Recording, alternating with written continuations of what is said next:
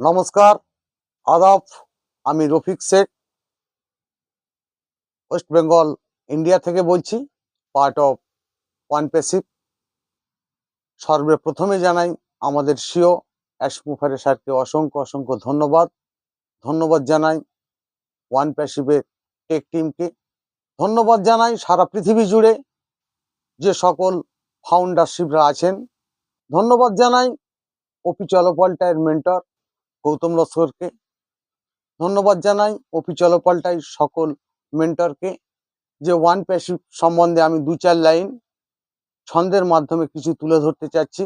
যে ওয়ান প্যাসিভটা কেমন হবে, ওয়ান প্যাসিভটা কি জিনিস সাধারণ মানুষ বুঝতে পারছে না, সেটা আমি ছন্দের মাধ্যমে কিছু পেশ করতে চাচ্ছি। যে ওয়ান প্যাসিভটা কেমন কোম্পানি হবে। দু একটি পায়রা উঠছে আসমানেরই তীরে, জমিন থেকে মানুষ কিন্তু তাকেই দেখছে ঘিরে। দম যখন শেষ হবেই নামতে হবে নিচে, সময় কিন্তু বাধাই আছে, পারবে না আর উড়তে। উড়তে যখন পারবে না আর, দেখবে না আর মানুষ, নতুন পায়রা উড়বে এবার, সারা বিশ্বেই জানুক।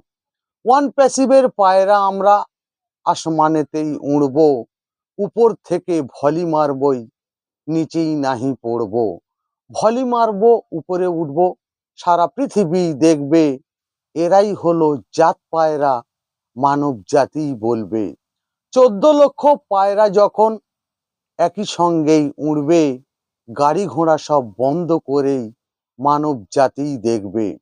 দুই একটি পায়রা উড়ছে, দেখবে না আর ঘুরে, 14 লক্ষ পায়রা উড়বে সারা পৃথিবী জুড়ে। এই পায়রার নাম কিন্তু ওয়ান প্যাসিভার জানবে, সারা পৃথিবীর নতুন পায়রা অ্যাশমুফারেই ভাববে।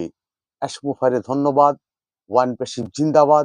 আপনাদের যদি ভালো লেগে থাকে লাইক, কমেন্ট, শেয়ার করুন। ধন্যবাদ।